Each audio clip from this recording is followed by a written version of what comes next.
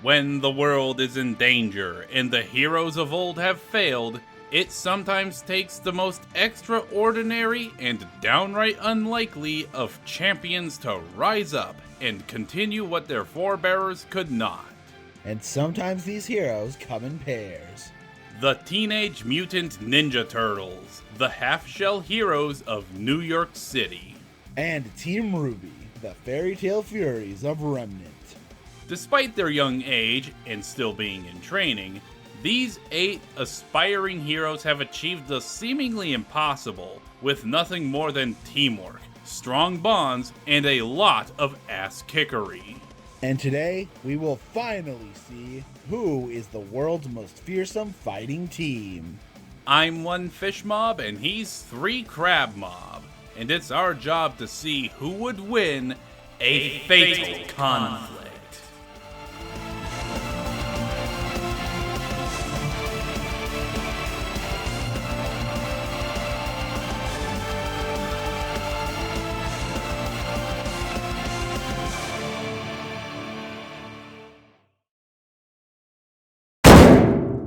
In the year 1983, aspiring comic book authors Kevin Eastman and Peter Laird moved in with each other, and later that year began working together to create their own brand new superhero. And it didn't take long for one of them to come up with something so dumb, so stupid, that it actually might work.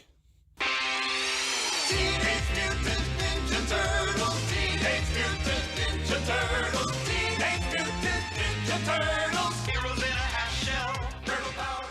Originally designed to parody popular tropes in superhero comics at the time, the 4 Turtles, Leonardo, Donatello, Michelangelo, and Raphael would quickly explode in popularity, becoming a brand able to stand up there with the other heavy hitters of the medium. But while they may enjoy the limelight in our world, in their world, these 4 vigilantes stalk the shadows and prowl the night. Rarely heard and even more rarely seen. They are the saviors that race through the skylines and trudge through the sewers, defending the citizens that would rather shun their existence than accept them as people. Some call them freaks. Others call them monsters. But these 4 brothers are all one thing: heroes. But they weren't always like this. They were once ordinary turtles lost in the sewers, and were adopted by a street rat named Splinter. They lived peacefully underground in the muck and grime, surviving off of what Splinter could find. Until one day, a strange substance leaked into the sewers. But instead of killing them, the ooze instead accelerated their growth, transforming them into something more. And because Splinter was the former pet of a ninja, he decided the best thing to do was to train all 4 turtles in the arts of ninjutsu. And after years of training, the 4 brothers were ready to take to the city streets, given names and weapons to boot, with the new life mission of defending the innocent. No longer were they meager pets lost. They were now Teenage Mutant Ninja Turtles. Heroes in a half-shell, turtle power.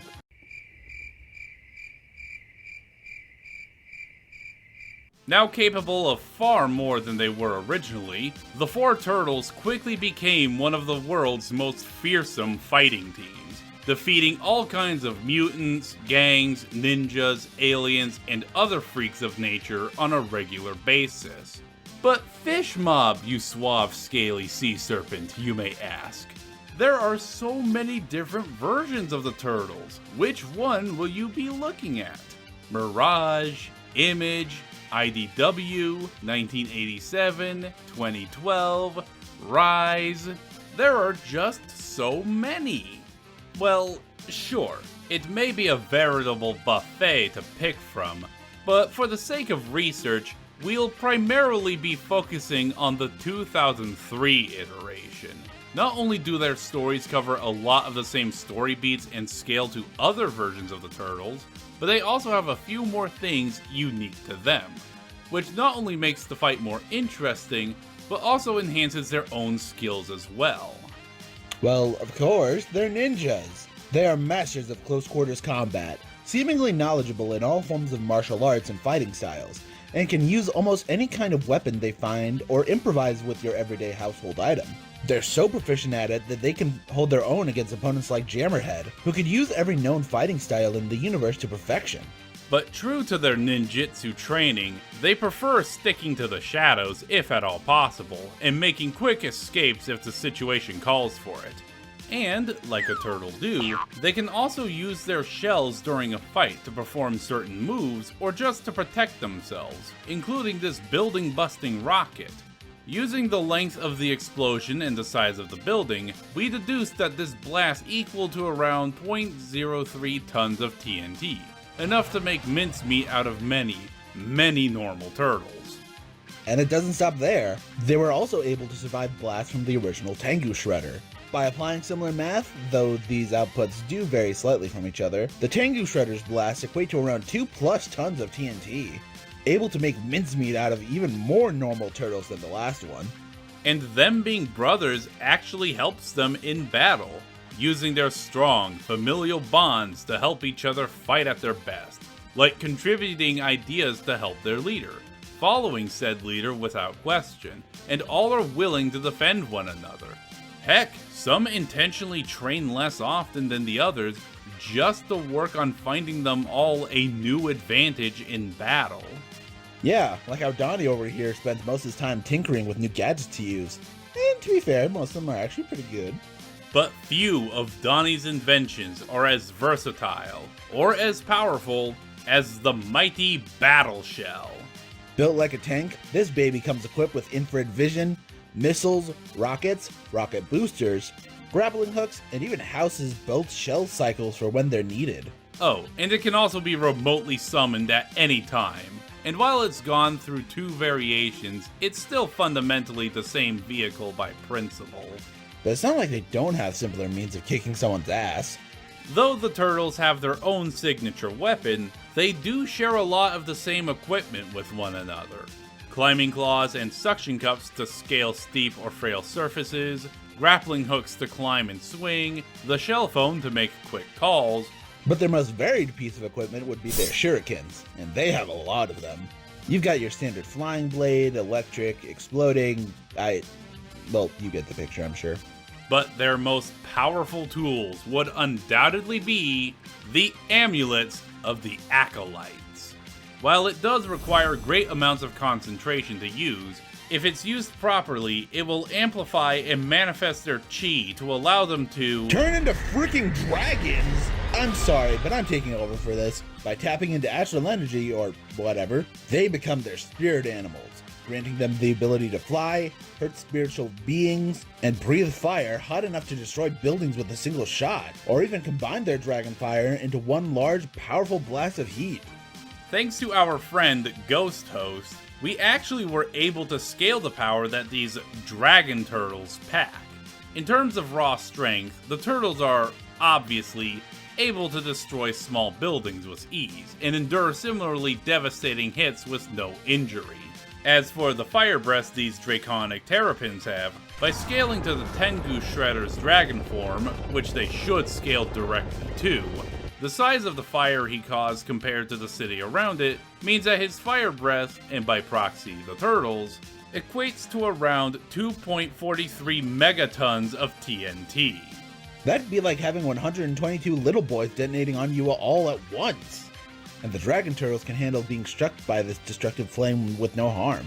Unfortunately for them, this is only a temporary buff, as they can only maintain these forms for a few minutes, and if they overexert themselves, their amulets will break and make them unable to return to their dragon forms. Doesn't make it any less worthy though, but it's not the tools or gadgets that make up a team. Let's take a look at who exactly these 4 brothers are. 1, 2, 3, 4, Teenage Mutant Ninja Turtles! Leonardo is the oldest and most level-headed of the 4 turtles, and leads his brothers on all of their missions. As the team leader, he is constantly training, improving himself, just so he can always be at his best. In battle, Leo prefers strategy over strength, finding and exploiting enemy weak spots and using his environment to his advantage. In battle, Leo's preferred weapons are the twin katanas, short swords strong enough to cut through metal, deflect projectiles, and disarm opponents. And you can bet when Leo goes into battle, he never holds back sword swings. He's strong enough to knock large aliens to the ground, cut through metal, and hold a T-Rex's mouth open. Which, if we're going by common beliefs, means Leo had to exert 20 tons of force to pull off. But that's not all he was able to do. Along with his brothers, they supported the weight of a large portion of this building. As it had enough pressure to break an I-beam, this would mean the weight itself had to exceed 50 to 65,000 psi. In short, it basically flattened anything underneath it, but the turtles managed to hold it up. But Leo isn't just strong, he is fast, able to move faster than the eye can perceive, dodge bullets and lasers, and once outran this explosion.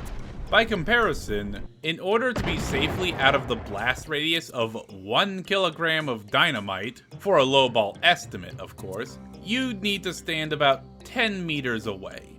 And given the explosion appears to be 100 to 200 times the size of a normal stick of dynamite, that means Leo, and by default his brothers, had to outrun an explosion going about 6,000 to 15,000 miles per hour. That's at least 60 to 150 times faster than a cannonball from the Civil War. Hey, even if he were to get hit, he'd probably just shrug it off anyway. He survived being hit by a building-busting rocket, being sent through concrete walls and metal doors, falling from great heights. Heck, he can even fight for hours on end without getting tired. Well, given his career and what he goes up against, Leonardo is a well-seasoned leader, having led his brothers into victory numerous times against ninjas, robots, other mutants, aliens, and even defeating every shredder they encountered. So he's basically unbeatable? Well, to say he's unbeatable is stretching it. While he has trained in hand-to-hand combat, Leo prefers using his katanas a lot more, and if his plans don't turn out as he expected them to, he has been known to panic and fall into self-doubt, impairing his ability to strategize even further. But don't let that fool you, Fish Mob. Leonardo earned his place as the leader, and as long as evil roams freely, you can bet Leonardo will always be there to put the foot down. Master Splinter said to fight you. I need to know what you can do. Ready for a lesson in turtle power? 1, 2, 3, 4, Teenage Mutant Ninja Turtles! Always eager to learn, Donatello prefers using his vast intellect over physical force to achieve victory. In his downtime, he can usually be found building new gadgets, vehicles, and weapons to aid his brothers in battle. If there's a situation that calls for quick thinking, Donatello is the one that usually comes out on top. Yep, and when he's not inventing, he can use that brain of his to rewire machines in the heat of battle, hack computer systems, bypass security measures. Heck, he's even figured out the inner workings of technology from both Alien and the future. But that doesn't mean he's a slacker when it comes to actually fighting. In battle, Donnie's primary weapon is the bow staff, a wooden pole about as long as he is tall. Its great reach is useful against those with smaller or shorter close-range weapons, but it can also be used to pole vault, deflect projectiles, thrown... Yeah. Despite its versatility, it's still just a simple stick and can be easily broken. But not to worry, because it makes up for remarkable gadgets that I'm sure kids everywhere will beg their parents to get, such as a multi-use pair of goggles, tracking devices, and a handy-dandy remote to call up the battle shell. While he may not be the one calling the shots, Donatello has certainly found a place among his team to truly shine. Having created many inventions that have often saved him and his brothers, created a brand new alloy, and has even defeated 2 different versions of Shredder. Yeah, that'd be impressive and all, if it weren't for the fact that he spends most of his time inventing than actually training. A fair point. Because of this, he is arguably the weakest of his brothers, preferring to use his inventions to solve problems instead of his ninjutsu skills. And some of his greatest achievements did need time. But flaws aside, while Donnie may not be the most powerful turtle when it comes to brute strength, But when it comes to a battle of the mind, all evildoers beware, because the sheer intellectual superiority of Donatello outshines all. Hello. Goodbye. Yeah. 1, 2, 3, 4, Teenage Mutant Ninja Turtles! As the youngest of the four turtles, Michelangelo enjoys the finer things in life. Comic books, TV, video games, and pizza. Lots and lots of pizza. Can we just agree that all versions of Mikey are in need of a Pizza AA meeting? A Pizza AA, if you will? Ugh. Look, even with his potentially dangerous level of pizza consumption and his childish behavior, Michelangelo is surprisingly one of the most efficient turtles, effectively acting like their wild card in many situations. And despite his addiction to greasy Italian food, Mikey's no slouch when it comes to cracking heads. He's strong enough to defeat aliens twice his size, lift and throw opponents bigger than himself, keep up with powerhouses like Hun and Leatherhead, basically the whole shebang. He's also the fastest of his brothers, making him excellent at parkour, and able to dodge machine gun and laser fire. And just like his brothers, Mikey's also stupidly durable. Not only will weapons break on contact with his shell, he once tanked 3 rockets point blank without a scratch. Once again, if we apply math to this moment, Michelangelo endured a blast of up to 400 kilojoules of energy, enough to turn a wall into smoldering gravel. Even in a different continuity, what Mikey can do is just plain crazy. While Mikey isn't always seen as the smartest, he is actually the most talented, especially when it comes to tricking bullheaded opponents and using the environment to his advantage. He can even improvise with everyday items in case he loses his most iconic weapon, the nunchucks. Originally built to be farming tools for threshing grain, the nunchucks turned out to be just as efficient in breaking bones. You know, compared to the swords and murder forks, I don't see how a grain masher could be as effective by comparison. Oh, but they are. By spinning them around, he uses the momentum of said sticks to strike with tremendous force. He can destroy robots, swat projectiles, parry oncoming attacks, and even hover in the air for a short time. While they may not be the most intimidating weapons on the outside, they are perhaps the most versatile weapon in all of the Turtles' arsenal. Well, to be fair, he is easily the most radical turtle of them all. He's rescued superhero Silver Century, reclaimed stolen Christmas toys, and even won a multiverse-spanning combat tournament, becoming the champion of the multiverse. This guy, yes, this guy managed to do something that even Son Goku couldn't. Like, how is that possible? Well, he did initially win that tournament purely out of luck. But eventually, he did have a rematch with that same combatant sometime later and won fair and square. So, in a way, that title is still legitimate. I'll tell you what's not legit, his mind. When it comes to all of his brothers, he is the most unfocused and undisciplined. Okay, I will concede on this one. Michelangelo can be clumsy, childish, petty, short-sighted, cocky... Wait, where was I going with this? Oh right, but he is still a really, really efficient fighter, which is why it's commonly theorized why Splinter gave him the nunchucks of all things, to teach him to focus. But if I learned anything from this analysis, Michelangelo is far from a pushover. Something his adversaries have learned time and time again. So when you hear his famous catchphrase, pray for mercy, because Michelangelo is here to kick some serious butt and crack some one-liners while he's at it. Which begs only one question. Are you two guys like a thing? 1, 2, 3, 4, Teenage Mutant Ninja Turtles!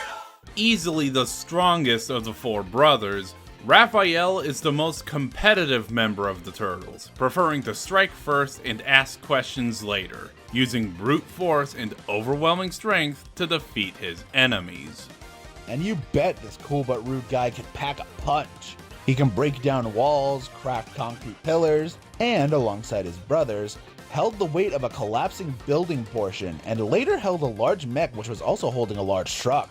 Not only can he back the strength up with speed and agility on par with his brothers, able to dodge Gatling guns, RPGs, and lasers, but he's just as tough as the others, able to withstand point-blank missile blasts and withstand powerful electric shocks. And while he does prefer brute strength, he is far from dumb. He's able to pick locks, forge weapons and armor, and is notably skilled in motorcycling. Which is why Donnie built both him and Raph their own personal shell cycles. Motorcycles that can move over 150 miles per hour with an added turbo boost to go even faster. But were also built like a tank, so it could roll through brick walls and fire and keep going. The only difference is that Donnie didn't include a sidecar or autopilot feature on Raph's cycle. Figures the brain would give the Brawn the second-rate bike. Hey, it's not the tool that matters, it's how you use it. Which is probably the mindset behind Raph's signature weapon, the Sai. A pair of dagger-like weapons primarily used for piercing and disarming opponents. And he can apply enough force with these to stab into brick walls and metal hides. Or, you know, just throw them with extreme precision. Now that's what I'm talking about! Why couldn't Mikey choose a weapon like these? You do realize Raphael's Sais were also originally designed as farming tools, right? What? Mm-hmm. Efficiency may be objective, but lameness is subjective, my friend. But in any case, old McRaph over here has proven, farming tool or not, he's easily the most dangerous turtle of the bunch. He once patrolled the streets and took down every gangster or thug he could find. Basically took down the mafia when helping a young boy rescue his mother, and once took part in a race across hostile alien planets and got first place. Okay, yeah, I guess that makes up for the farming tools, but I don't think that makes up for his most glaring problem. A fair assessment, 3 Crab Mob. Out of all the turtles, he is extremely hot-headed and very impulsive, and will often lose focus if his opponents taunt him. But regardless, I think out of all the turtles, it's the cool but rude guy that very, very few people would willingly cross.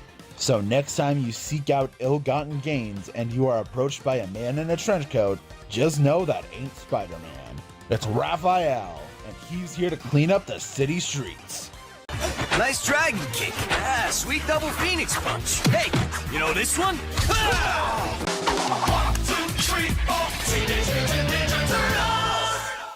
Individually, these 4 brothers are amazing fighters, but together, they have achieved the impossible.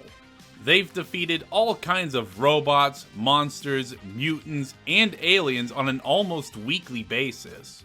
Saved all of New York City and even the world itself on many occasions, battled warriors across the multiverse. Heck, they even teamed up with their Mirage and 1987 counterparts to save the multiverse. Yeah, but that doesn't mean there isn't a multiverse's worth of ways to beat them. They are only at their best when they fight as a team, and are almost honorable to a fault. And while they are more than capable of fighting without them, they have shown to be quite at a disadvantage if they lose their weapons. In spite of what obstacles they may face, the heroes in a half shell have proven to be capable of overcoming any obstacle in their way. And in some iterations, they even graduated into full-fledged ninjutsu masters. So let it be known, while crime and corruption will always plague their city, you can count on the heroes in a half shell hiding in the shadows to rise up and deliver some proper shell shock. Dibs on the magic, lady. We fight as a team, Mikey. Fine. Coming through, dude. Though it was an invention from the late 90s, the internet truly took the world by storm throughout the 2000s. With now famous brands finding their origins, monopolies gaining a foothold in this uncharted territory, and new venues for content creation becoming available for the every folk. Be it videos, chat forums, or simple social media, people could all of a sudden create their own horror story, video game, etc., etc. But the one thing that had only just begun taking a foothold, it was animation. And there was one guy who was quickly making a name for himself. Monty Ohm, may he rest in peace, quickly attracted the attention of the gaming community after releasing a fan animation that pitted characters from the Halo and Metroid series against each other. This single video not only inspired others to make similar content, but it basically landed him a job at the Texas-based company Rooster Teeth, working as the lead animator for their then most popular show, Red vs. Blue. Going from one Halo project to another, how fitting. But while he was working on that, Monty was cooking up something else. A long-standing concept he had for years before actually developing it. One about a color-coded team of heroes based on fairy tales that, little did he know, would not just usurp Red vs. Blue as Rooster Teeth's most popular series, and maybe redefine the company as a whole, but define his legacy. And on July 18th, 2013, the world was introduced to RWBY.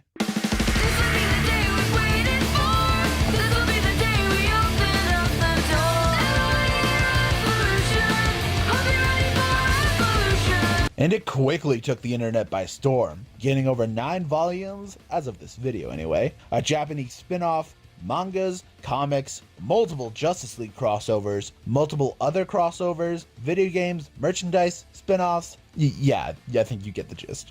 Indeed it has, 3 Crab Mob.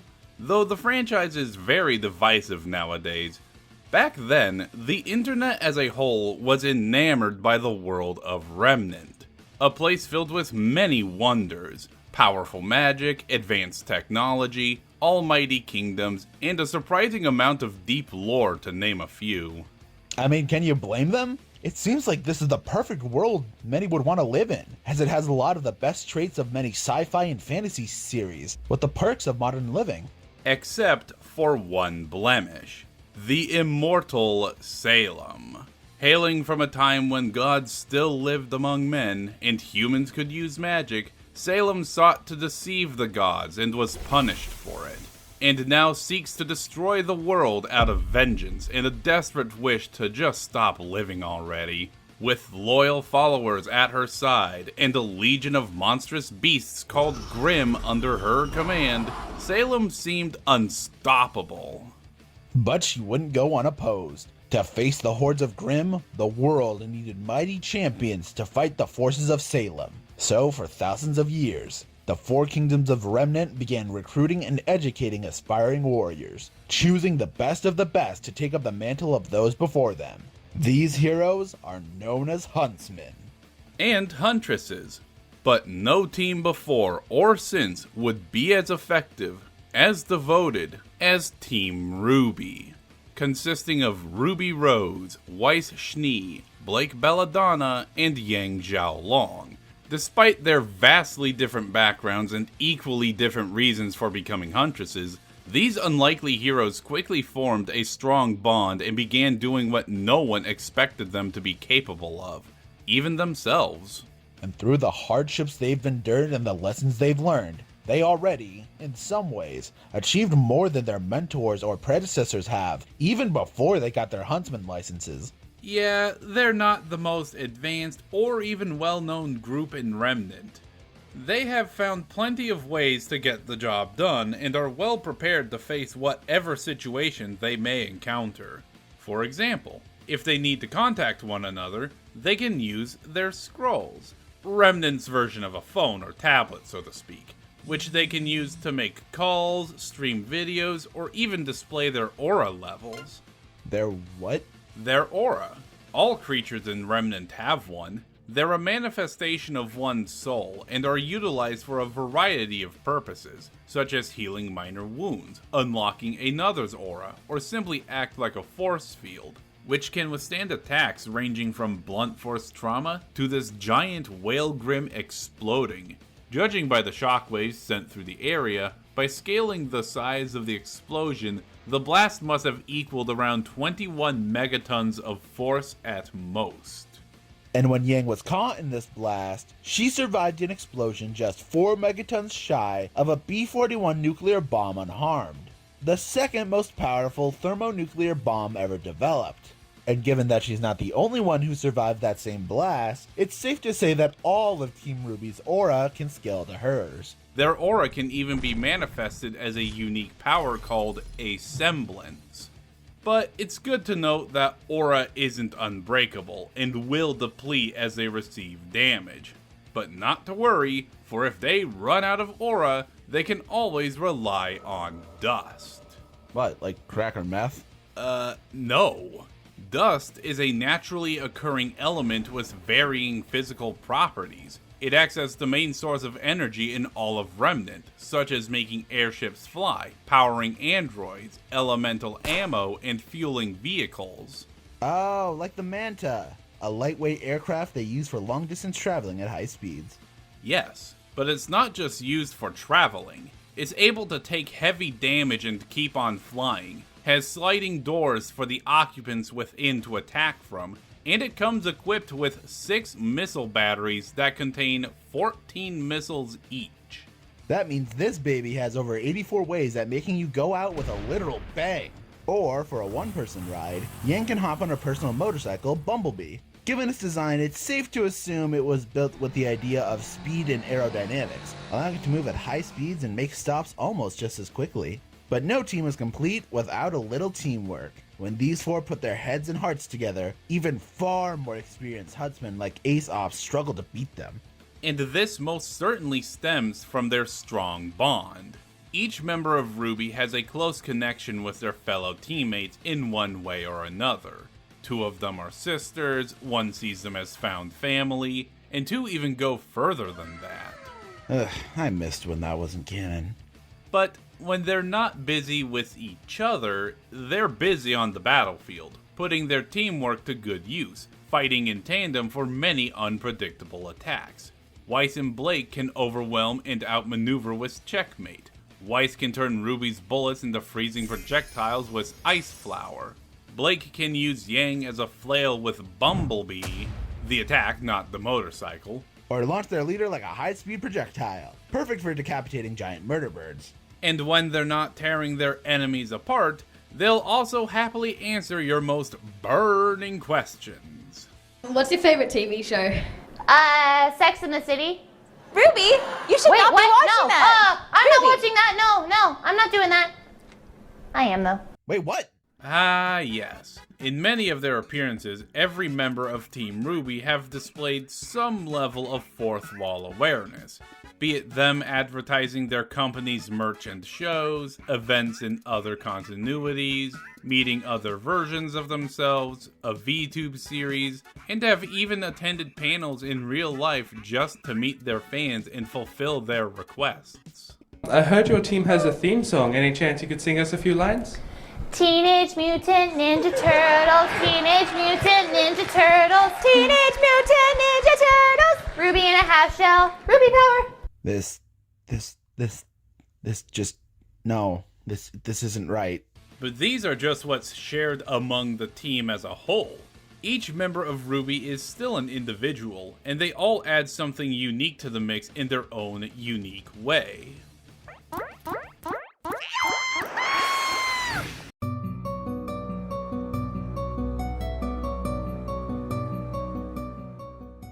Born into a family of huntsmen and huntresses before her, Ruby Rose dreamed of following in her family's footsteps, none more than that of her late mother, Summer Rose. She made weapons her hobby, fighting her goal, and being a hero her dream. And while she may be the youngest and least mature member of Team RWBY, due to her unexpectedly natural skills at combat and leading others, she was made the team's leader, and has been leading the charge on all of their missions ever since. But no Huntress is complete without a trademark weapon.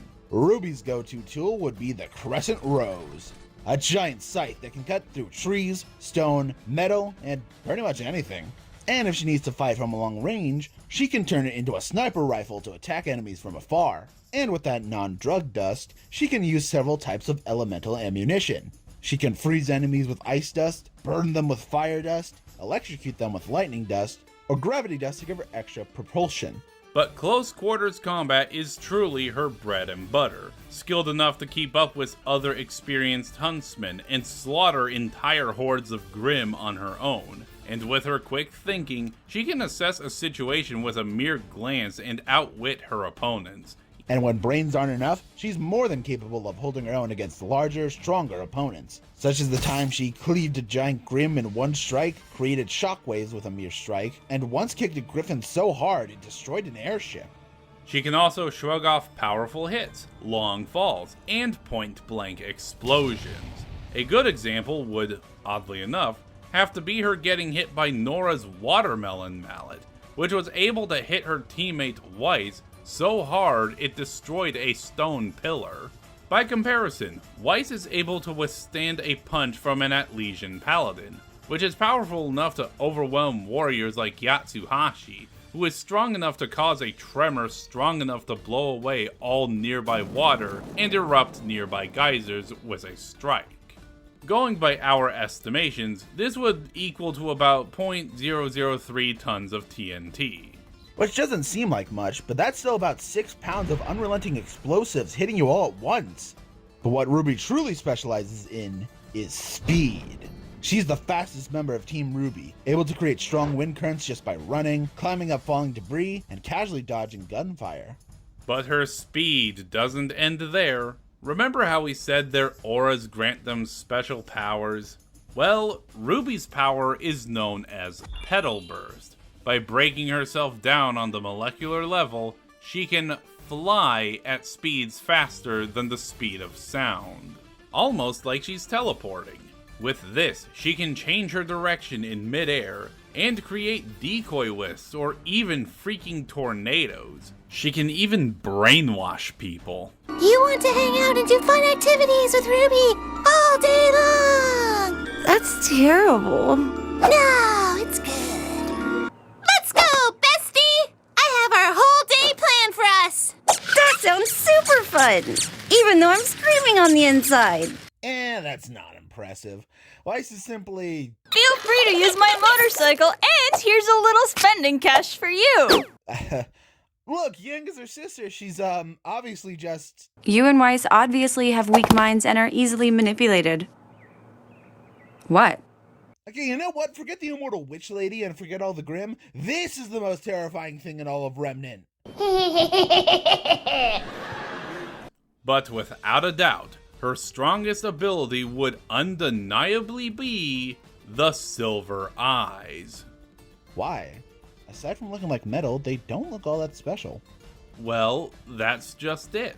Just like her mother, RWBY is actually a silver-eyed warrior, one fabled for their power, which is believed to originate from the God of Light himself. Through a positive state of mind, full concentration, or great emotional distress, RWBY can consume the entire battlefield in a bright light that disintegrates normal Grimm on contact and petrifies larger Grimm in stone. But it's good to note that this ability only works on Grimm or Grimm hybrids. But hey, it still works as a handy flashbang grenade for everyone else. Well, it's not like this was a power she always needed. She was able to defeat entire hordes of Grimm on her own, successfully lead 2 teams, once even leading them into victory against other, arguably more experienced huntsmen like the Aesops. And while they failed to save it the second time, they did successfully fend off a Grimm attack from the Kingdom of Vale, along with other teams like Coffee. She definitely exceeded all the expectations put upon her, but this huntress does have her limitations.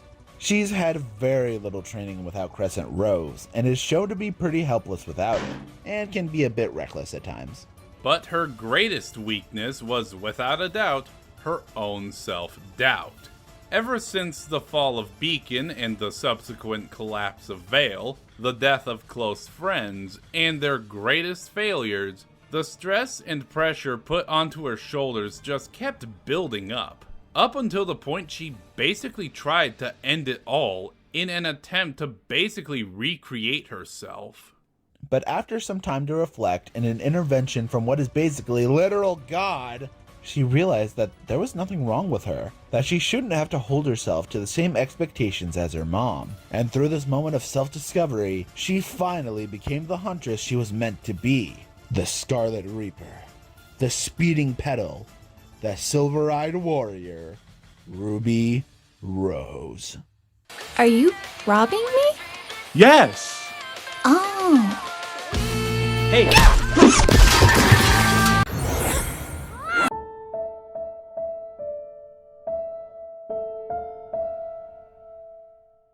When we mere commoners look up to the rich and the powerful, one may only imagine a life of ease and luxury where everything is a given. But as anyone with a Netflix account in the mid-2010s will attest, fame and fortune is not all it's cracked up to be. And nowhere can that be more exemplified than the elegant and regal heiress of one of the largest companies in Remnant. This is the life of Weiss Schnee. Born into the once renowned Schnee family, she was set to be the heir of the largest dust manufacturer on the planet, the Schnee Dust Company, after her older sister decided to ditch their family for a different career path. But when fish mob, why would anyone leave a life of luxury and comfort behind? Says a random person in the comments. Well, that's just it. Where people have influence, there will be those who want power. And that's what happened when Weiss's father, Jacques Schnee, took over. After Jacques' takeover, the Schnee family, both in name and reputation, quickly fell to tatters. From using literal slave labor to forcing smaller businesses to close. Like Walmart. In just a couple years, their whole name and legacy was essentially flushed down the drain in just a few decades. Like Disney. Okay, maybe there are some parallels to real-life monopolies. But in this context, the ones that endured the worst of it was Weiss herself. Growing up, they had to endure the disappearance of family and friends, the execution of board members at the hands of the company's opponents, an alcoholic mother, a snitch of a brother, and of course, her uncaring father, who he himself admitted to only marrying their mother just for the family name. On Weiss's 10th birthday, no less. Yeah, this put a lot of weight on her shoulders. And this burden and trauma warped Weiss's mind into being one that'd constantly blame others for their hardships and required her to constantly be perfect. But it wasn't all bad. She did receive training and actual attention from her older sister, who inspired Weiss to carve out her own destiny in life, which is what eventually led to her enrolling into Beacon Academy and becoming a member of Team RWBY. And while she may have butted heads with her teammates initially, especially the leader who was basically her polar opposite, Weiss did eventually find even ground with all of them, and in a way, finally found a family that she could love and receive that love back from. But don't let her frailer, petite figure fool you. She may not be the strongest or fastest member of RWBY, but she very well may be second in both regards. She can fight with pillar-smashing suits of armor, create shockwaves, and send people flying. Though in battle, she prefers to duck and weave around her opponents at high speeds. She's so agile, she can even dodge missiles and gunfire. And as long as her aura is up, she is able to survive things like small explosions, powerful strikes, lava geysers, or even breaking someone's fall. But when she's not being the cushion for someone else, or using someone else as said cushion, My hero. she wields what is easily the most elegant weapon of Team RWBY's arsenal, Myrtnaster. Part rapier, part revolver. The Myrtnaster is easily one of the most versatile weapons in RWBY canon. With revolving chambers that individually hold a different type of dust, she can cycle through them for the desired effect she wants. but her preferred dust is blue dust, which she uses to create ice for a variety of purposes, from freezing the ground, creating projectiles, creating defensive barriers, or just freezing people in place. Red dust is the exact opposite, as it's useful for creating fire, blazing projectiles, or even simple welding jobs. White dust creates small tornadoes that can cancel out powerful sound waves. Yellow lets her shoot out lightning bolts, and cyan and earth dusts are useful for instant barriers. But of course, like most people in Remnant, Weiss possesses a semblance, one that was passed down through her family lineage: the ability to summon hard light glyphs. She is able to summon these glyphs anywhere around her, be it big or small, one or many, and she uses them to aid her in various tasks. She can propel enemies and objects forward at extreme speeds, create aerial platforms, anchor her in place, create shields, lock enemies in place. I'm sure you get the gist. She can even generate shards of ice to use as projectiles. But that's just the standard white glyphs. Black glyphs are repulsionary in nature, able to slow down objects, ragdoll enemies, or just levitate people. Yellow glyphs dilate time around Weiss, slowing down time around all those except herself for speedy combos. And of course, the Schnee family's ultimate ability. By summoning a large glyph, Weiss can drag down a meteor bigger than Beacon Academy itself. Ahem. The meteor itself is stated to be large enough to destroy all of Remnant. By calculating it to the size of Beacon's CCT tower, and comparing it to similar towers, then comparing said tower to the mountain behind Beacon, we can see that the meteor has a length of about 3 billion feet and should weigh about 600 billion pounds, which would mean it'd have a terminal velocity of 500 miles a second. Altogether, this rock has the destructive power of 21 gigatons of TNT. By comparison, this is Tsar Bomba, the largest nuclear weapon ever created and detonated. This rock would equal around 423 of these things detonating all at once. But summoning giant meteors isn't always practical. So instead, she uses glyphs to summon Grimm instead. She can summon avatars of past enemies, typically ones who challenged her greatly. These Glyph Grimm can be used in combat as either bits and pieces to enhance her combat prowess, or as full-on creatures to fight alongside her, like the brutish Borbatusk, the elegant Queen Lancer, or her personal favorite, the Armagigas, a large suit of armor with a massive sword that can cut through just about anything. And if that wasn't enough, she can change its size at will, going from the size of her palm to towering over everything like it was King Kong.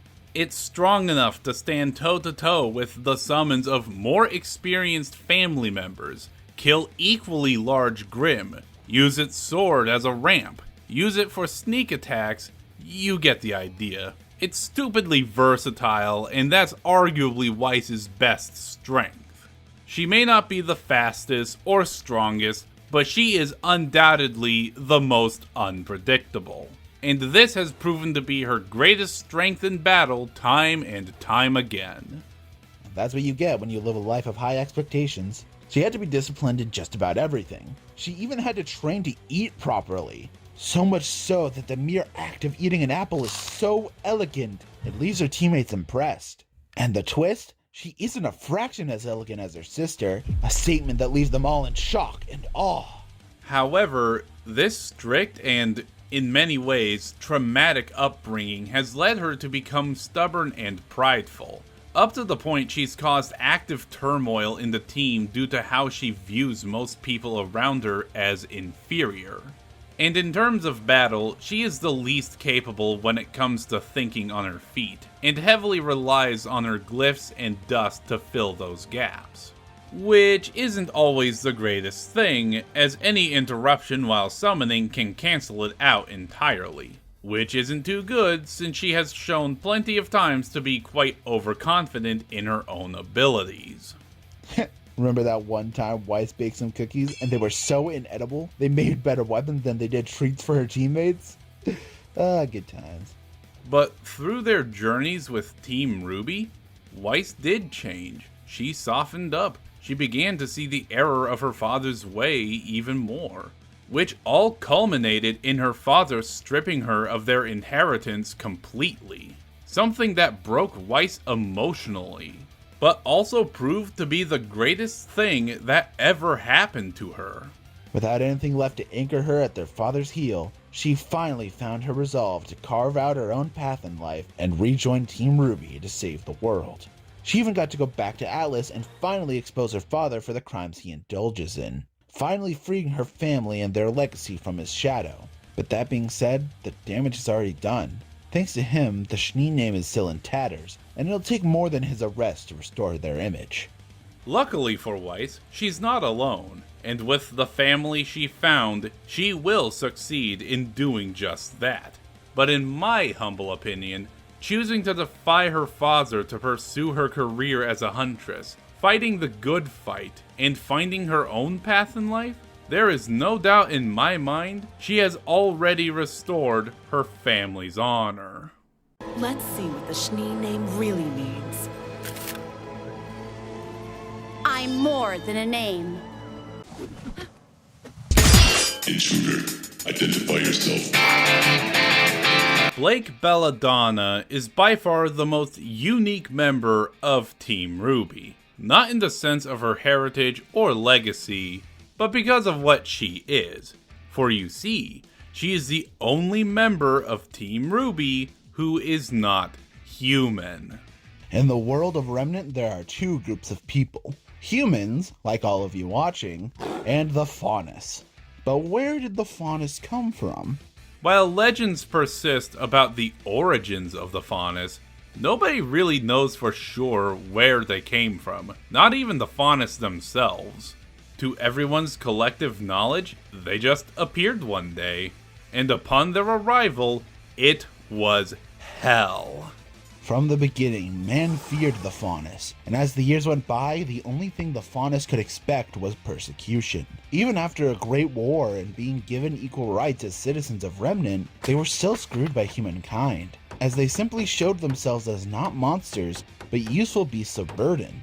Even the continent they were given as a reward was almost inhospitable. How Faunus are treated depends on where you are in Remnant. But as this persecution still persisted, there were those who wished to oppose it, to make a better world. And this is where the story of Blake Belladonna begins. Blake was born the daughter of Gira Belladonna, the founder of the White Fang, a pro-Faunus movement formed as a symbol of peace and unity between both races. She was basically born into a life of activism, partaking in every rally, boycott, you name it.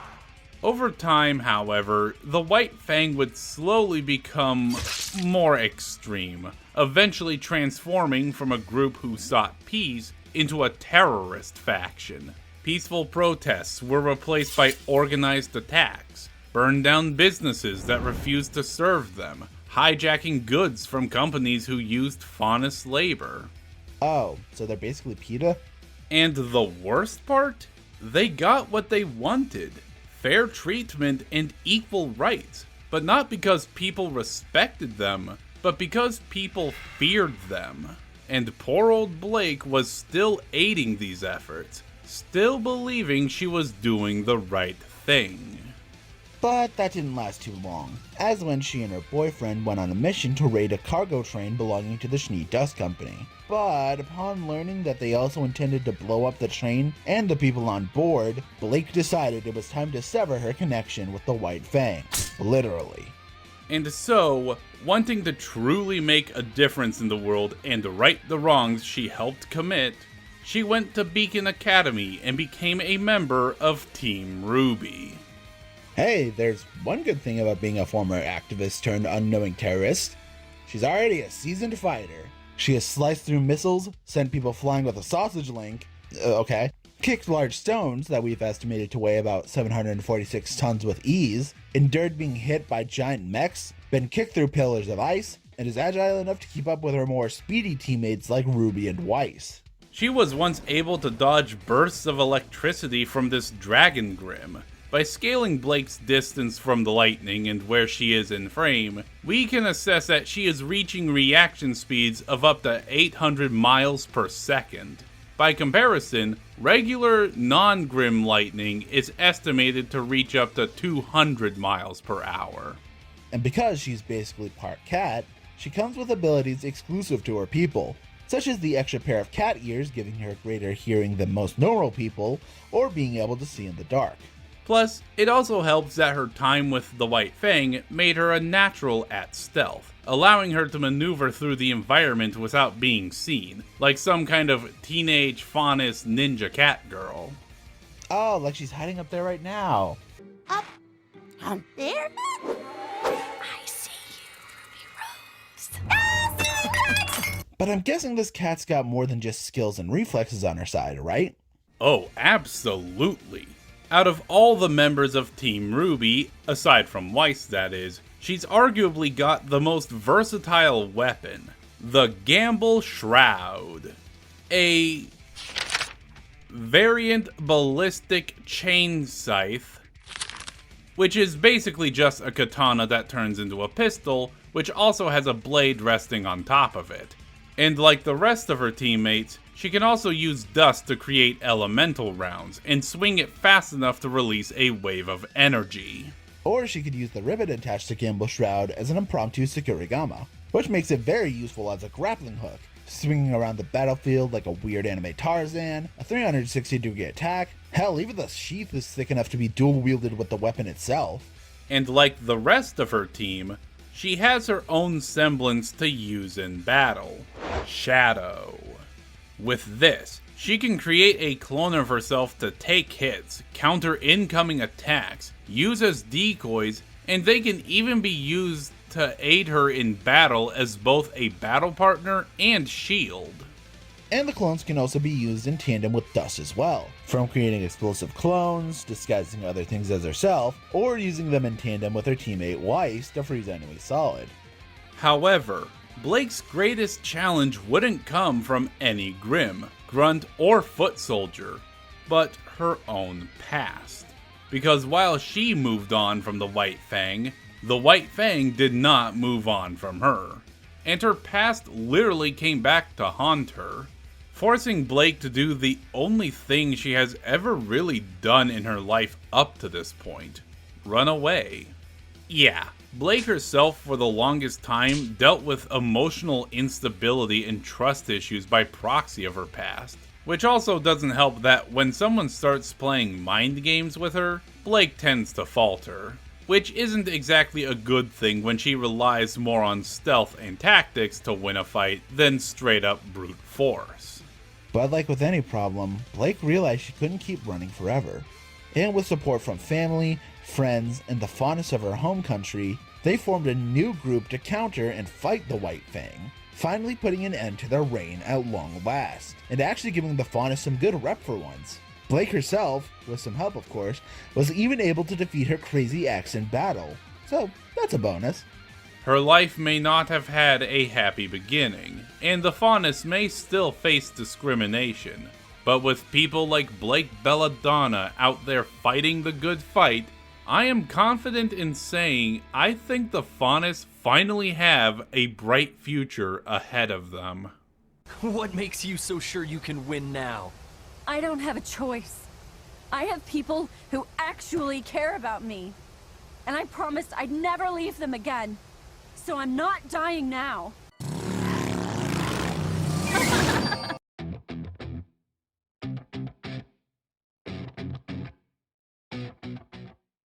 Despite her cheery, brightly colored exterior, of all the people on Team RWBY, Yang Xiaolong may have the most harrowing story out of them all. Born the eldest daughter of the Xiaolong household, Yang lives a happy and peaceful life with her father Tai Yang, their mother Summer, the family dog ZY, and her little sister Ruby. However, one day, Summer went on a mission and never returned, leaving the family heartbroken. It was also on that day, Yang made a discovery. She was not Summer's biological daughter, and that her real mother abandoned her the same day she was born.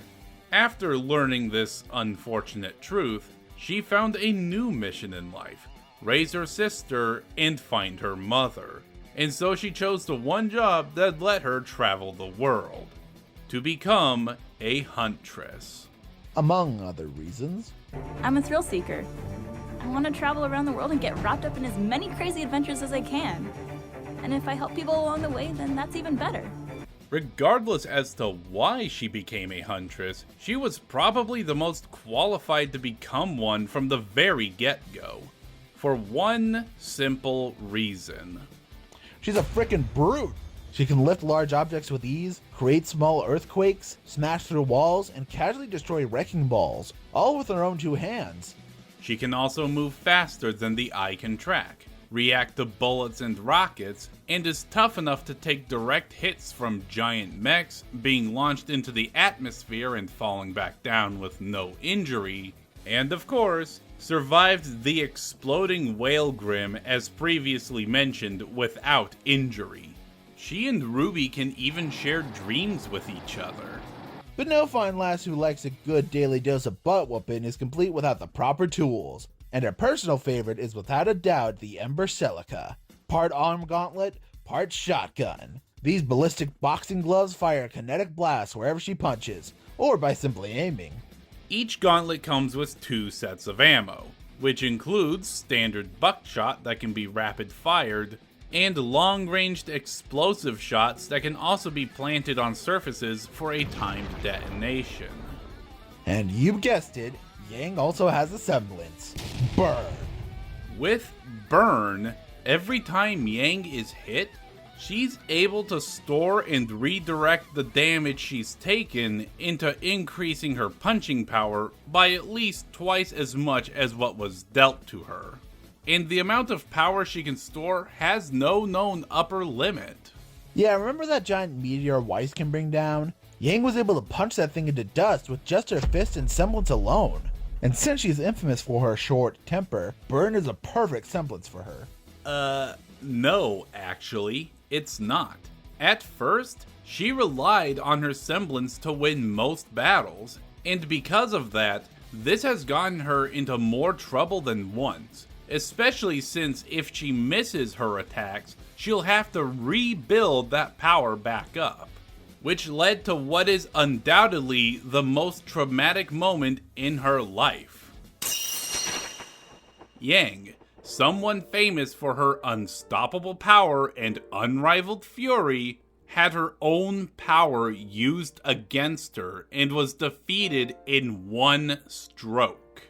Hey, she got a cool robot arm in exchange. Not only can it do the same stuff as her old arm, and is even stated to be stronger than it, but it's also a makeshift shield, has Embercelica built into it, and can be detached at will like a lizard's tail. I think you're missing the point. Because of this event, it led to one of the worst things Yang has ever had to deal with. Her sense of humor? I always kick my semesters off with the Yang. Eh? Guys? Am I right? No! This event would leave Yang with crippling PTSD, shake her entire worldview, and fundamentally change her entire life in the blink of an eye. Well, it doesn't look like that held her back. She still got back on her feet again and reunited with Team RWBY, saving Haven Academy, and with the help of Blake, even defeating the man who disarmed her in the first place. She even got to reunite with dear old Mom, who turned out to be just as much of a disappointment as you'd think. But in the end, Yang never needed her. She already has everything and everyone she could possibly need, and now that she's back and better than ever, you can bet the next time someone threatens her sister, lover, or friends again, they will be blinded by a passionate fury, one that burns hotter than the sun in the middle of July.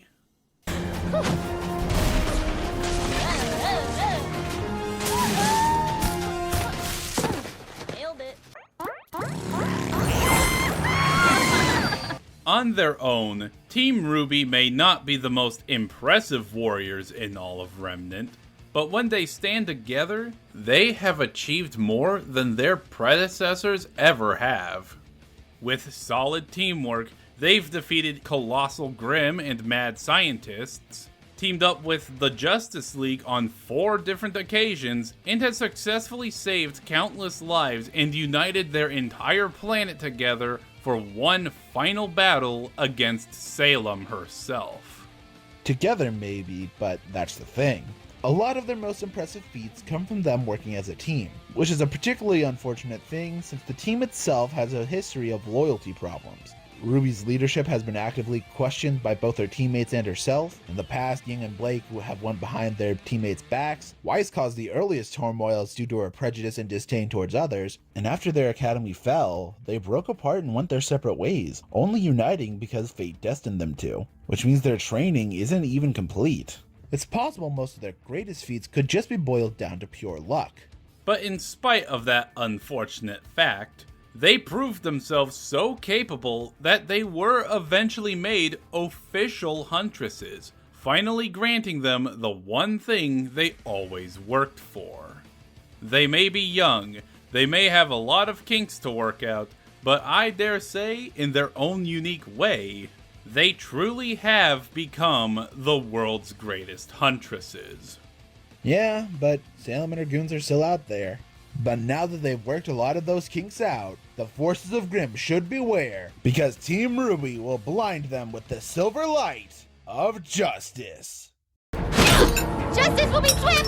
Justice will be painful! It will be delicious!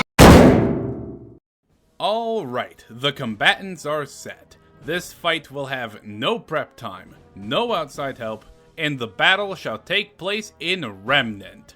Vale specifically. The moon isn't gonna be broken, is it? Great.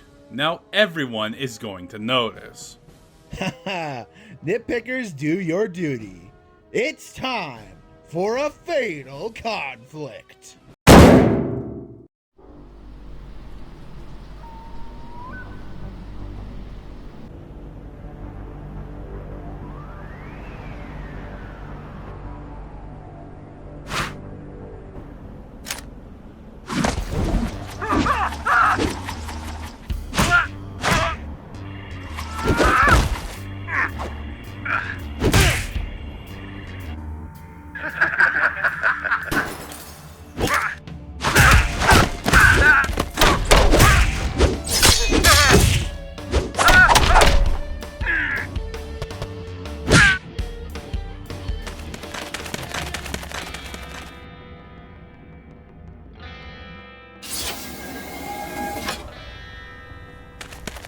Whoa, what do you think they plan on doing with all this ooze? My best guess, with the info April gathered for us, they're most likely planning on using it to convert any non-faunus into more members of their race with many enhanced physical traits. April, we found the ooze and we're planting the charges now.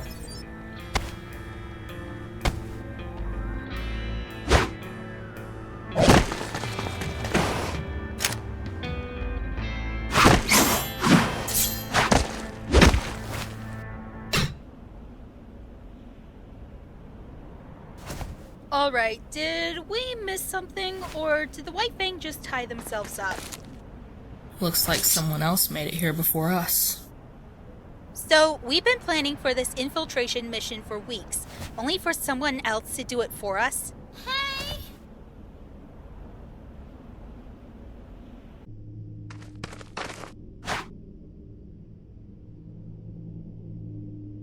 What are those things? They look like faunus, but everything about them is wrong. Okay, Donnie, how much time do we have? We have exactly 10 minutes before detonation. Once that is done, the ooze and any equipment related to it will be destroyed. They're going to blow up the whole warehouse? Not if we have anything to say about it.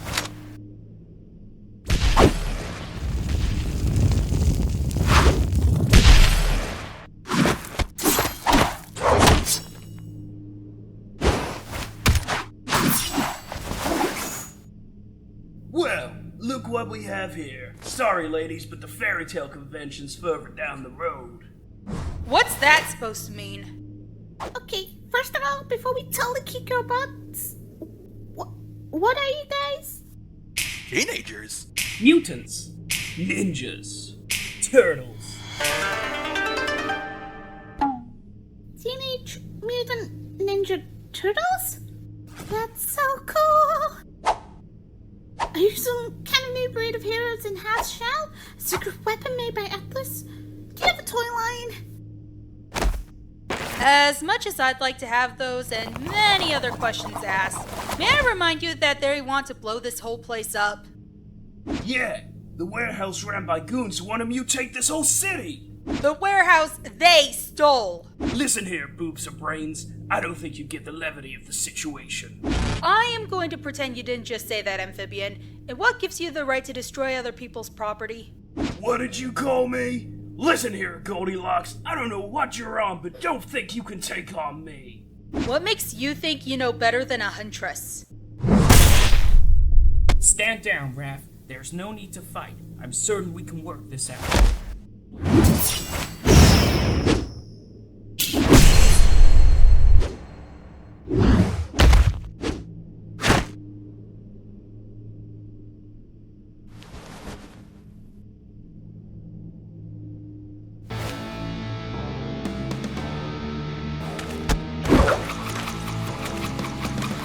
Now you've done it, lady. We're just trying to be the heroes, and this is how you say thank you? That's rich, coming from the mutants who want to send this place sky high, blowing up a whole building.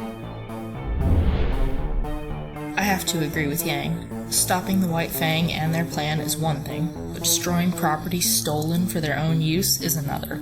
Well, if that's the case, remember who started this when I'm kicking your ass along the sidewalk. A piece of wood, really? It's not the weapon that matters, it's how you use it. Well, looks like talking's out of the question.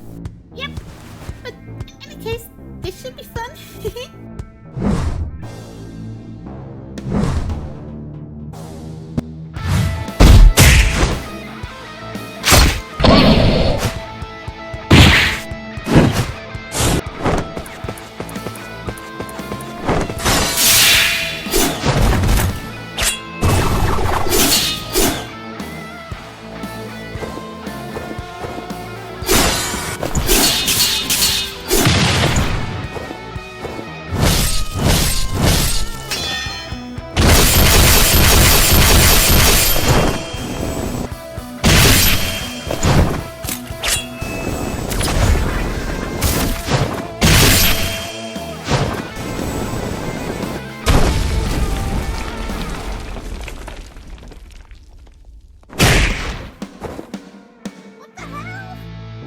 Do remember why turtles have shells, right?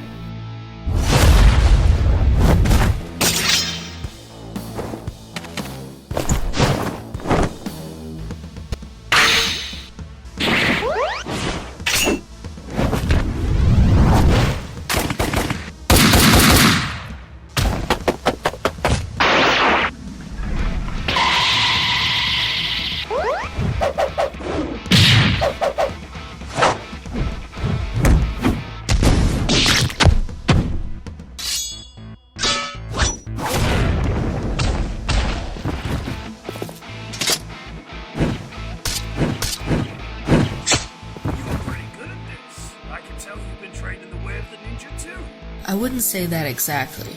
Before I went to Beacon, I had experience from other places. Well then, let's just see how strong you really are, shall we? Really, Raph? Are you seriously struggling against some no-name? Seriously, dude? Can't you see I was talking to my big bro? Sorry to ruin such a tender moment, but I don't think the middle of a fight is the right time for family matters.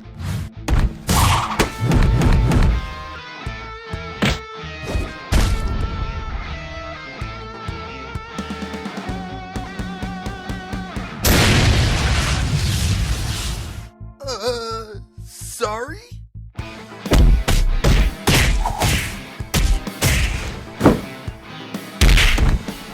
Mikey!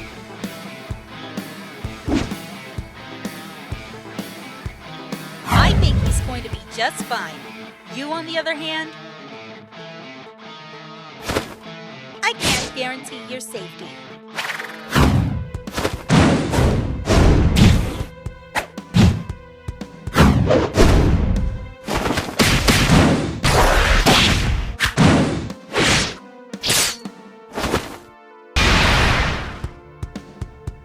Wait. You can summon hard-like constructs to fight for you? How come I never thought of a gadget like that? Whoa!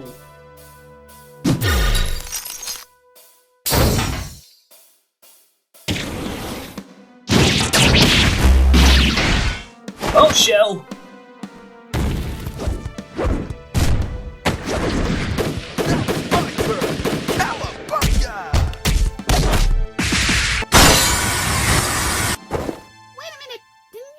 Set this place to blow up or something?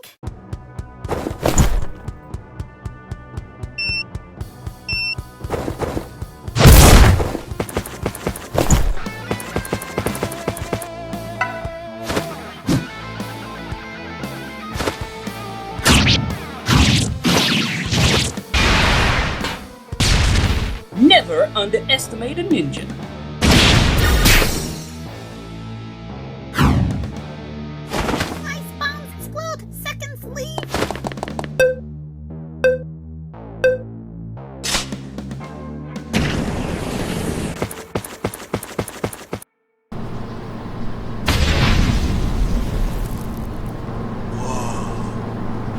High 3! Pizza's on me!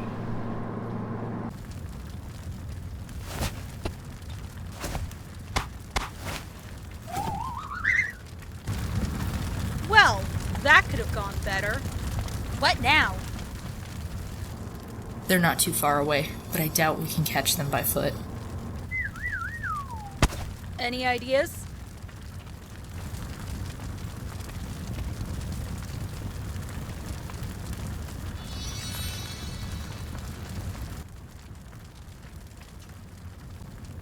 I think we've got this covered.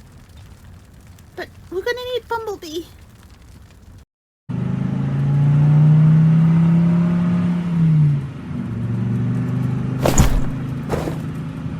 You should have seen me! I was like, you can't catch me! When that blonde chick was like, I'm gonna get you! It's like me and Raph! Yeah, except I'd be a lot less merciful. I gotta hope you.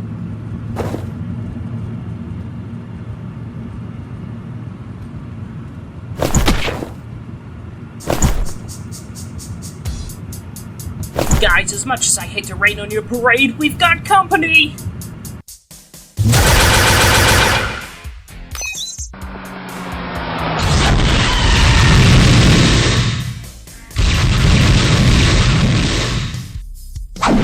What do we have, Donnie? Looks like our friends aren't done playing yet.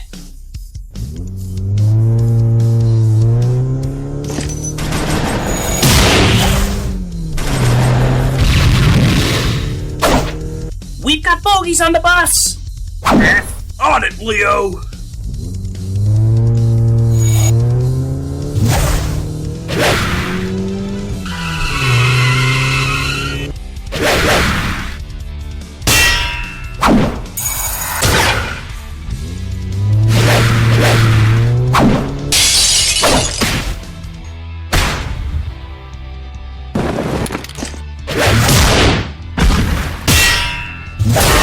Can I just say how awesome your scythe is? Your nunchucks are so cool too! It reminds me of Son a bit. Oh, a fellow chucker, I presume? I doubt he's as good. Actually, you're a lot more like him than you realize.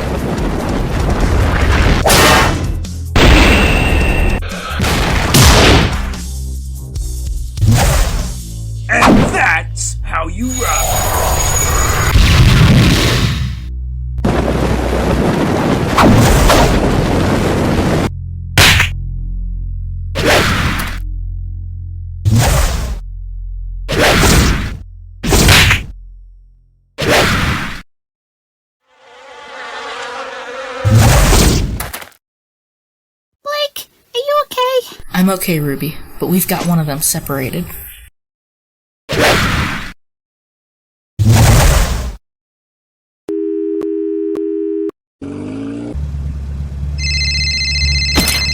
Sup, Leo? Did you see what happened back at the freeway? Man, I do not want to be the guys who cleaned that up. Alright, bro, we're on our way. Leo says he's on Eastman Street south of Laird Avenue. He needs us.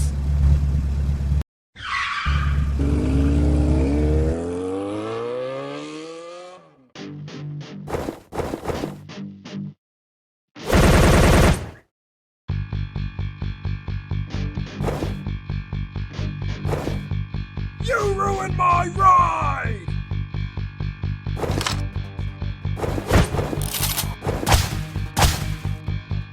Couldn't I say the same thing about Bumblebee?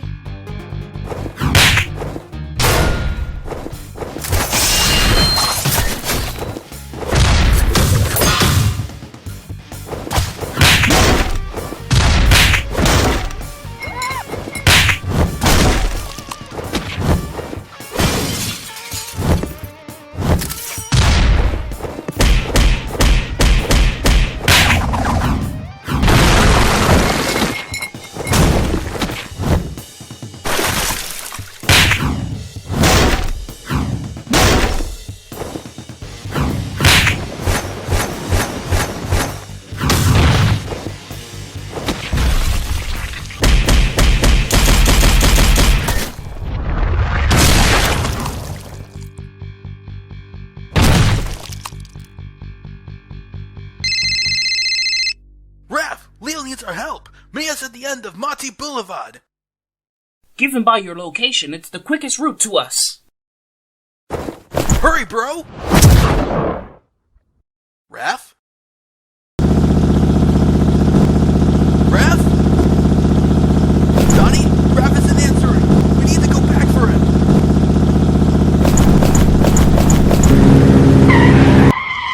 As much as I am worried about our brother, we don't have enough time to help both him and Leo. Besides, Raph can handle himself. He is a ninja after all. But...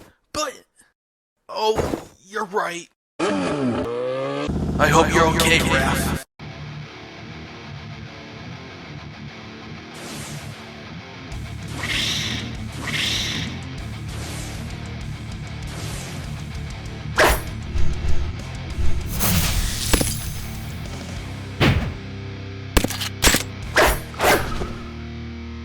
Three against one. It'll take more than that to match my turtle power.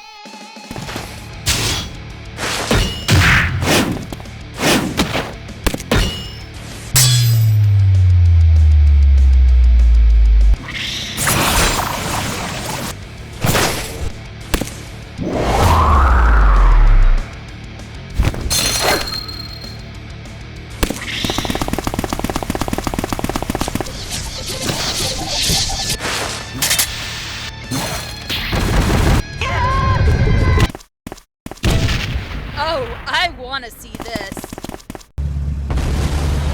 Looks like Leo's in trouble.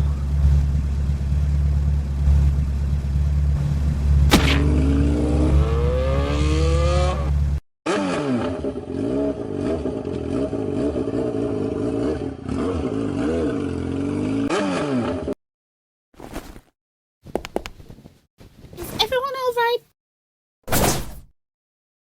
We're fine, Ruby, but I doubt the owners of this place will be very happy. Hey, it's not my fault the turtles jumped out of the way. Speaking of turtles, where did he go? There! Come on, girls!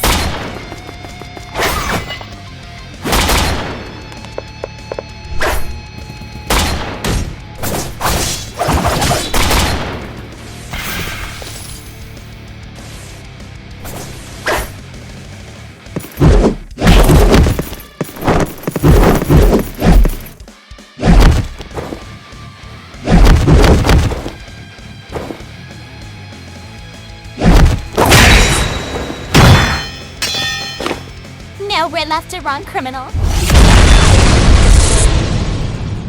Who said I was running away?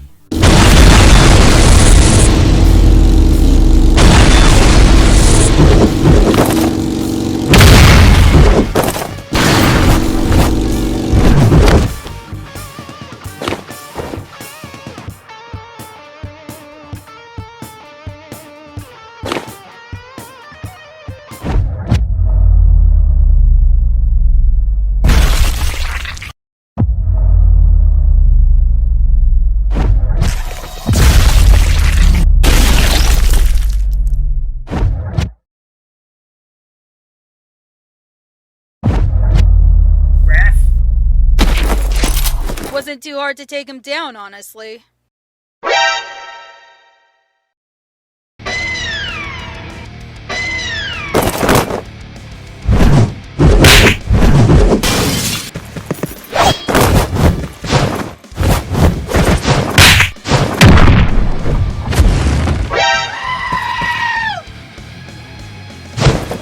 Really, dude? That was my pizza-eating arm!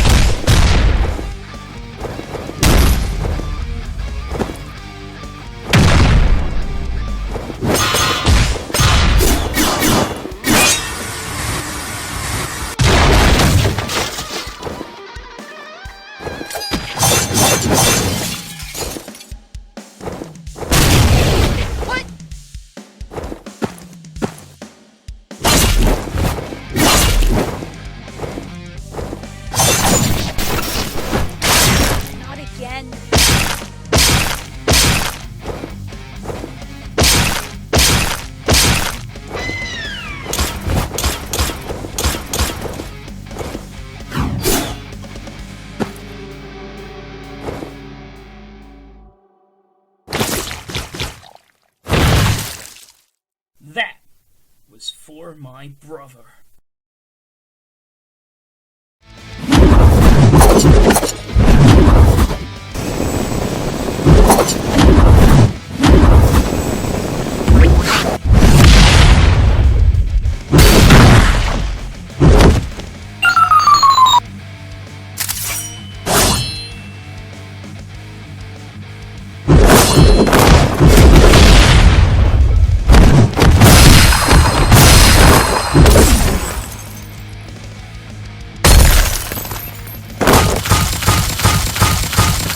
Are you kidding me?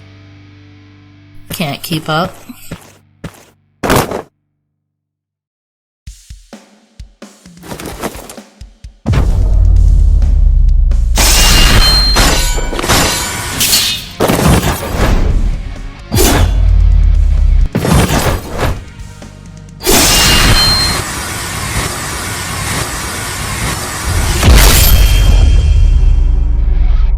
Yang?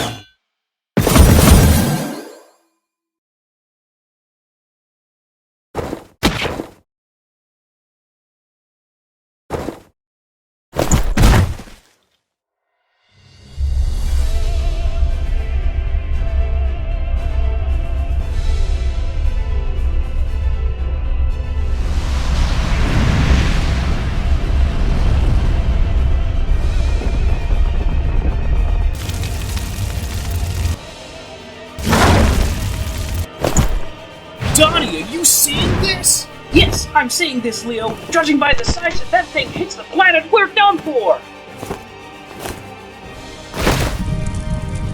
Donnie, contact Mikey. We're gonna need every turtle we've got.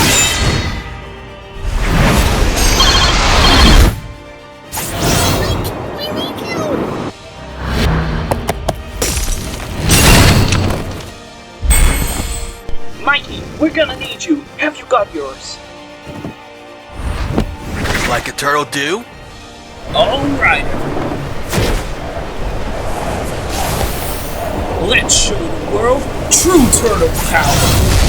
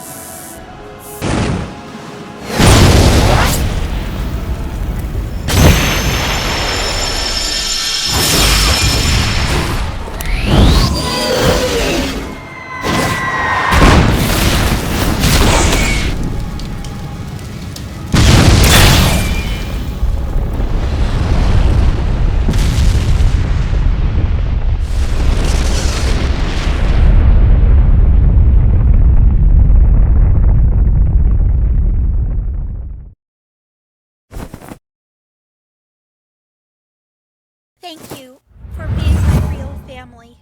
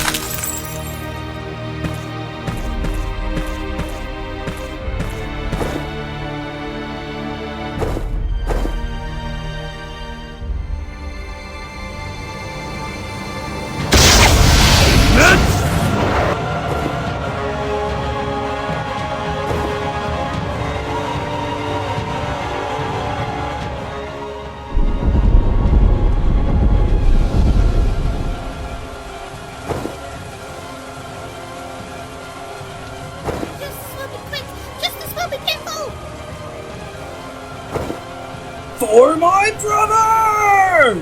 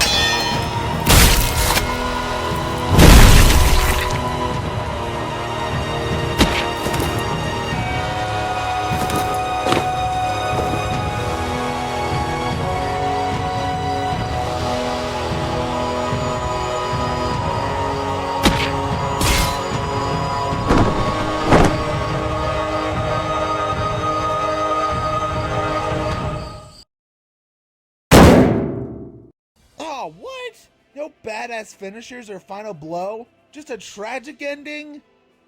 Lame. Given the nature of both shows, would you expect anything less? Fair point. Fucking one, whatever. Both teams were impressive in their own right and powerful in their own way, but only one team had the requirements to beat the other. In terms of each team overall, while each member of Team RWBY have displayed varying levels of speed, durability, and strength, all four turtles have consistently shown to be on par with one another in all three areas. Their tools and gadgets were a lot more reliable than RWBY's readily available equipment, and their lifetime of training made the turtles better prepared for battle than Team RWBY was. Even the turtles' dragon forms could be used as a counter to Weiss's meteor. Even the sheer overwhelming power of their fire breath simply outdid anything RWBY could throw at them. Heck, they never even completed their own training. And let's face it, Leonardo is an infinitely better leader than RWBY is. I mean, he led his brothers into all kinds of impossible situations RWBY could never even imagine and brought them back every single time, while most of RWBY's greatest feats were usually born from luck. And it's not like Team RWBY's plethora of different powers would be anything too challenging for the turtles. After all, they face off against things objectively weirder, wilder, and more unexpected than Team RWBY does, at least on a weekly basis. Hell, at their best, these guys saved the entire planet multiple times, while it took all of Team RWBY's might to take down one giant bird. I think it's pretty obvious the turtles tend to deal with things far more dangerous than these four knuckleheads. But in order to truly see why the turtles won, we must break down each member and compare them to their closest equivalent. When it comes to the leaders, both Leonardo and RWBY could surprisingly keep up with the other really well. both have consistently displayed similar reaction speeds with each other, so it wouldn't be unreasonable to say both would dodge and block most of the other's attacks. But where RWBY definitely takes the overall speed advantage, Leonardo was ultimately the more capable fighter, holding a slight strength advantage as well as the overall edge in durability. RWBY would be a troublesome foe for any of the turtles to fight. Simply put, Leonardo was just a more seasoned fighter and leader. He is an expert at stealth, armed and unarmed combat, and while RWBY may be a quick thinker, she's certainly no strategist like Leonardo. And sure, RWBY may have the edge when it comes down to ranged combat, but Leonardo, once again, could easily defend against all of her projectiles. He does that kind of stuff on the regular after all, so even if RWBY did fight him from a distance, he'd close that distance fairly quickly, forcing her into close quarters combat. Or alternatively, he could just go full ninja and hide in the shadows. Yeah, RWBY finding Emerald was impressive, but subtracting the fact that she was intentionally hiding in plain sight, that was a one-off thing. While the turtles are far more specialized in being sneaky. And while her semblance and aura would be very annoying for Leo, her aura is still limited, and Leonardo could just easily outlast RWBY until both are depleted, just as other opponents have done before. And surprisingly, both of their weapons were roughly on par with each other, since both have shown similar destructive capabilities. And sure, on paper, Crescent Rose is a way better tool than Leo's katanas, with its greater versatility via its dust and ranged options. But Leo's katanas, despite not being nearly as impressive, had more practical use in battle, and he can use them in a way that RWBY hasn't really encountered before. And before anyone says Crescent Rose could easily break Leo's swords could very well do the same to Crescent Rose. And don't even think for a second she'd stand a better chance if both of them were to lose their weapons. True, Leo does fight better with his swords, but he is nowhere near at as much of a disadvantage as RWBY is when it comes to fighting without Crescent Rose. Yeah, RWBY has slightly gotten better at it, but if RWBY can be knocked out by a white-fanged runt in only a few hits, while Leonardo, without his swords mind you, could not only hold his own against similar goons, but also more powerful elite versions for hours on end, I think it's pretty clear-cut. And let's be honest, the Silver Eyes may work against Soulless Grimm, but it doesn't work too well against creatures with souls. RWBY may be a tricky opponent, one that would definitely not go down easy. But between his better physical prowess, greater experience, and strategic mind, Leonardo was more than capable of trimming this rose. Both Donatello and Weiss played similar roles in their respective teams. The support units, supplying them with the means and the methods of fighting, but one was obviously better equipped than the other. And since both don't rely on their strength to win, that wasn't really a factor here. But Weiss may have been the more versatile, unpredictable fighter, and wasn't nearly as reliant on her tools as Donnie was, but Donnie was ultimately the more durable and experienced of the two, with far better stamina to boot.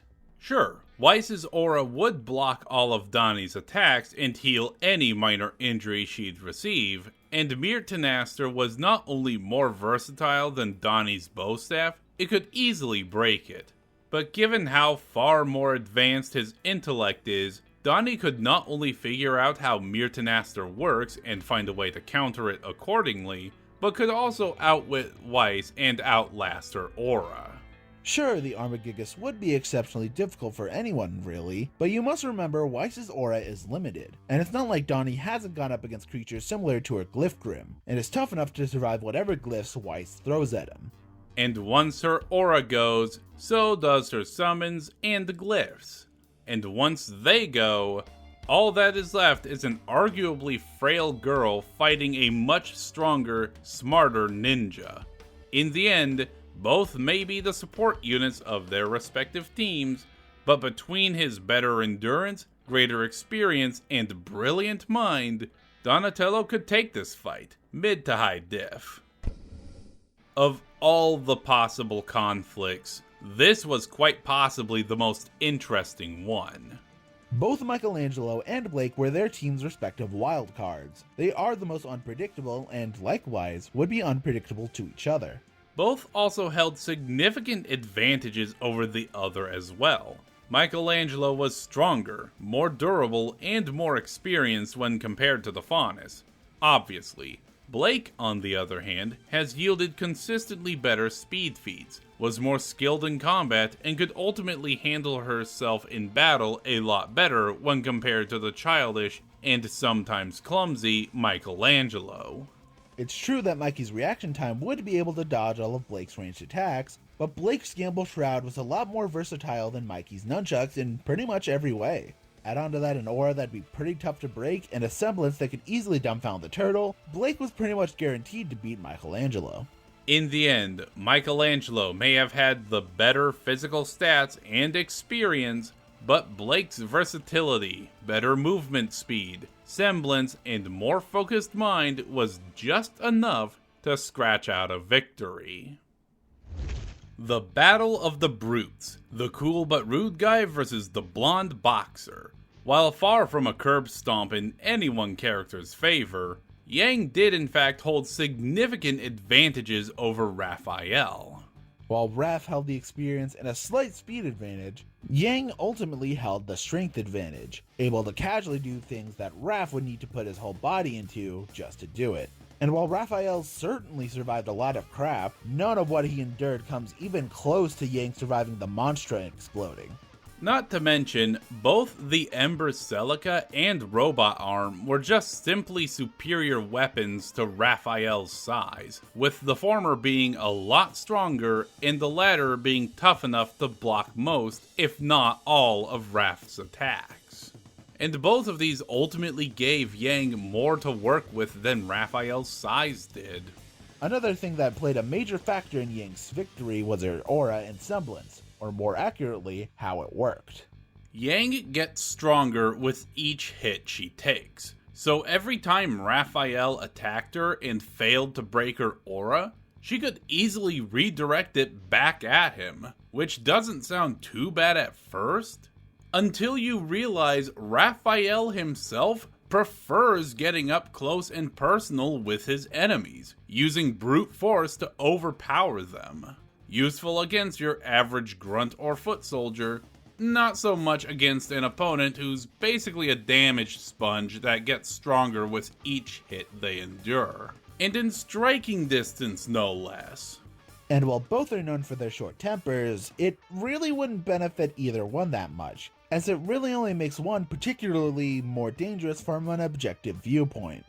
In the end, Raphael may be one tough terrapin, but between Yang's greater strength, durability, more versatile arsenal, and a semblance with no easy bypass, Yang could easily crack the turtle's shell in no time. So for the most part, it seems pretty clear-cut, down to each team having two members that could slay two other members on the opposing team. But what ultimately decided the fate of each team was what both teams represented. On one hand, the Ninja Turtles are not just a team, they're family. They have a true bond that has always kept them together, helping each other overcome their weaknesses. And on the other side, while Team RWBY may have a close bond, borderline family at that, in the end, they are all just acquaintances. Heck, the reason they even teamed up in the first place was because of their original initiation into Beacon Academy, which made who they teamed up with completely random, so they could have been partnered up with literally anyone else. Heck, despite being friends, they're actually pretty disjointed when it comes to trust, with plenty of their teammates hiding secrets or going behind their backs. Heck, when both teams hit a similar dark moment in their lives, even down to one of their teammates being terribly injured, the Turtles stuck together through thick and thin, while Team RWBY went their separate ways for a time.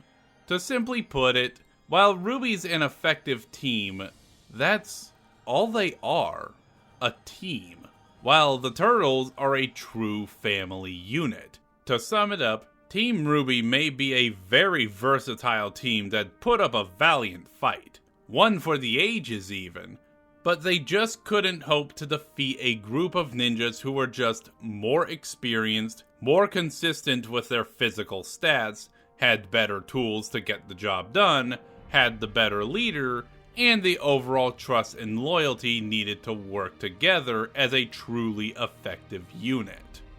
I guess you could say it took a shell of a lot of work, but in the end, they did indeed shatter this RWBY. The winner is the Teenage Mutant Ninja Turtles. But if you want to see a rematch between a composite Ninja Turtles and a truly composite Team RWBY, then this is what you have to do, my friend. Hit that like and subscribe button and share this video with your friends and family. If this video reaches 13,000 likes, there will be a rematch. But until then... Next time on Fan War.